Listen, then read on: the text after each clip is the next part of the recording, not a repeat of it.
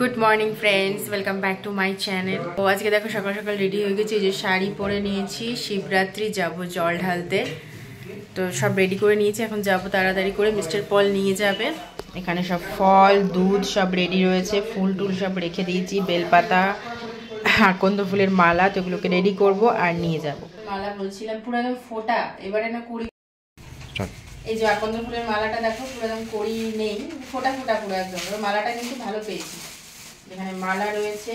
আর ওইটাকে কি বলে মা, আরেকটা কি ফুল, কোনটা ফুল? হ্যাঁ ওইটা নিয়ে নেবো ওখান থেকে। বেলপাতা এগুলো সব রেডি করে নিয়ে, বেলপাতা পেয়ে গেছি সেটা সত্যি। হ্যাঁ, আর দুধটা নিয়েছি বোতলে, কারণ গাড়িতে যাব, ঘটে নেওয়া যাবে না। এখানে নিয়ে এটাতে করে ঢালবো, 3 বার ঢালবো। হ্যাঁ, আর এই যে ফল, শিবটাকে ছুঁয়ে কিছু ফল নিয়ে আসবি।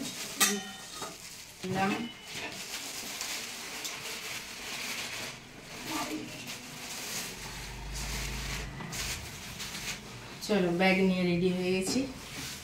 আচ্ছা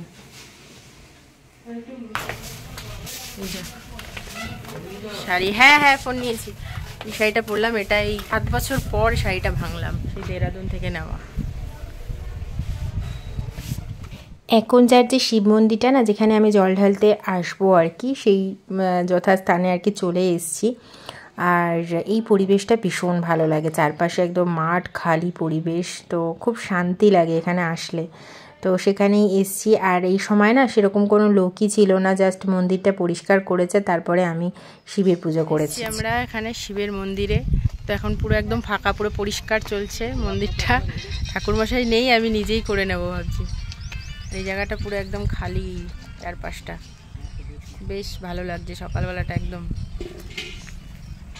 এই হচ্ছে মন্দির, শিব মন্দির। পুজো দিয়ে নেব। আর আজকে নিয়ে এসেছি মিস্টার পলকেও, আজকে অফিসের মানে 2 ঘন্টা ছুটি নিয়েছে, তাই তো 2 ঘন্টা বললাম যে ছুটি না, 2 ঘন্টা, তারপরে এর মধ্যে হয়ে যাবে পুজো। পুজো দিয়ে তারপরে আবার চলে যাবে অফিস, আমি চলে যাবো বাড়ি। আর রীতি এখনও ঘুমাচ্ছে। আর এই হচ্ছে এন্ট্রান্সটা, দেখতেই পাচ্ছ। মন্দিরটা অনেক পুরনো নয়, মানে 2003 সালের, দেখো এখানে লেখাই রয়েছে। তো আমরা আসার পর, মানে আমি এখানে আসার পর, পুরুলিয়াতে আসার পর এই মন্দিরে এই নিয়ে ধরো 3rd টাইম আর কি মন্দিরে পুজো করছি, শিব মন্দিরে শিবরাত্রির সময়। আর এখানে অ্যাকচুয়ালি আরেকটা জায়গাতেও তোমার আছে মন্দির, তো সেখানে প্রচুর ভিড় ছিল। আর আমি ভাবলাম এখানে যখন এসছি, শিব ঠাকুরের 2 বার পুজো করেছি, তো আরেকবারও এখানেই দিয়ে যাই। একদমই ফাঁকাই ছিল, তো ওই জন্য কোনো অসুবিধাও হয়নি।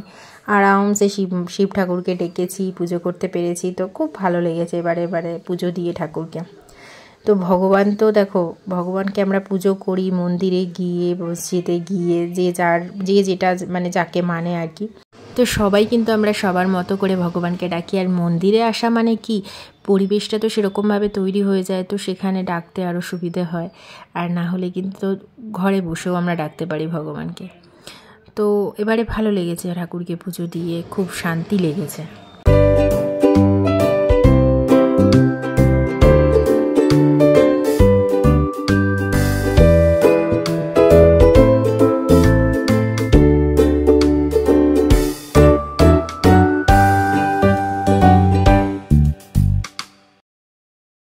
পুজো দেওয়া, শিবরাত্রির পুজো।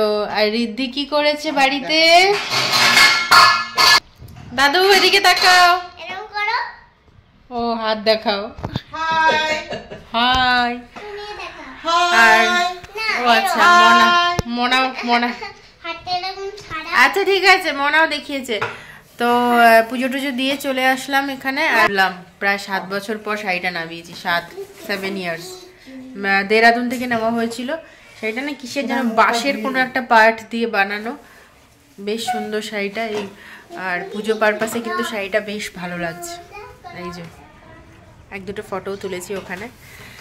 চলো এখন তাহলে একটু বাতাসা খেয়ে নিলাম, আর একটুখানি খেয়ে নেবো কিছু প্রসাদ। এখন ঘুম থেকে উঠে এখনো বসে কোথাও যাবো না, গেছিলাম, এখন চেঞ্জ করে ফেলবো মাম্মা শাড়ি। পুজো ছিল, শিবরাত্রি পুজো ছিল, শিবরাত্রি পুজোয় মাম্মা গেছিলাম। কালকে আবার এই রজনীগন্ধাগুলো নিয়ে এসেছি, যা সুন্দর গন্ধ বেরোচ্ছিল না রাতে। আর রজনীগন্ধা না রাতেই কিন্তু স্মেল ছাড়ে, দিনের বেলা অত বোঝা যায় না। আর এখানে ডিম, এক ট্রে ডিম, এগুলোকে সব সেট করে এখানে রেখে দিয়েছি। এখানে রয়েছে আর বাকি এটার মধ্যে রয়েছে। আজকে কি রান্না হবে মা? আজকে শিবরাত্রি স্পেশাল মেনু কি?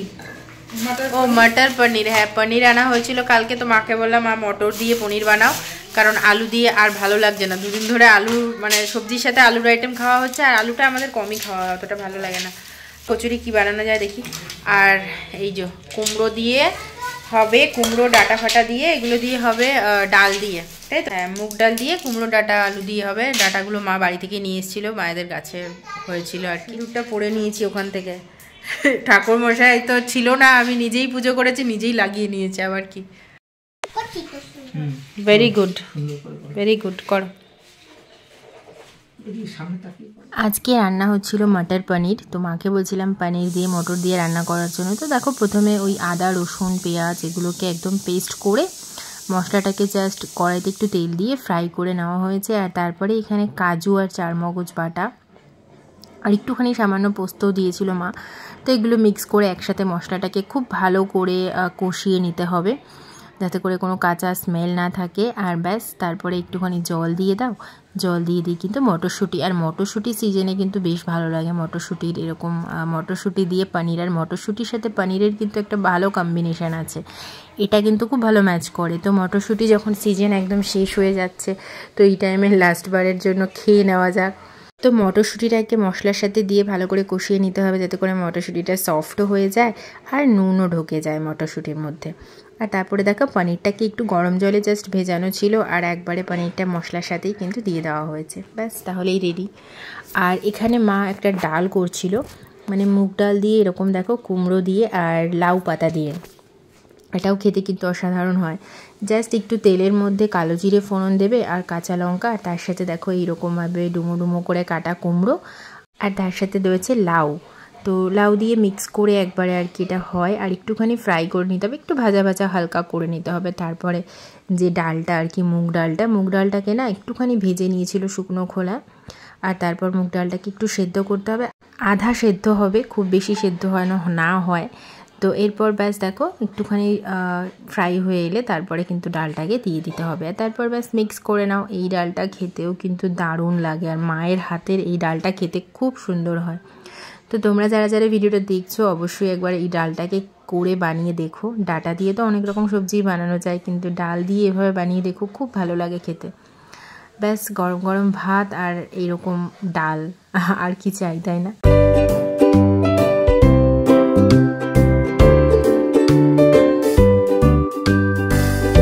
আর এরপর যেহেতু সকাল থেকে উপোস ছিলাম, তো একটুখানি সাবু খেয়ে নেব। দেখো, কলা দিয়ে মিক্স করে, আর কিছুই না, জাস্ট কলা আর সাবুটাকে ভিজিয়ে রেখেছিলাম রাতে।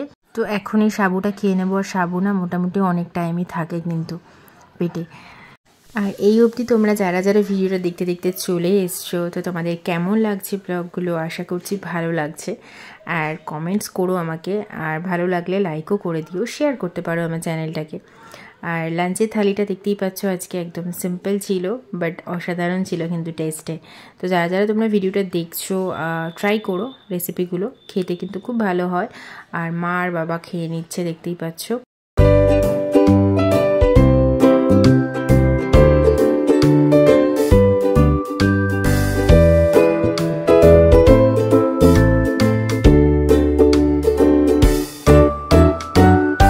তাহলে আজকে দুপুরে লাঞ্চে থালির সাথেই ভিডিওটা শেষ করছি।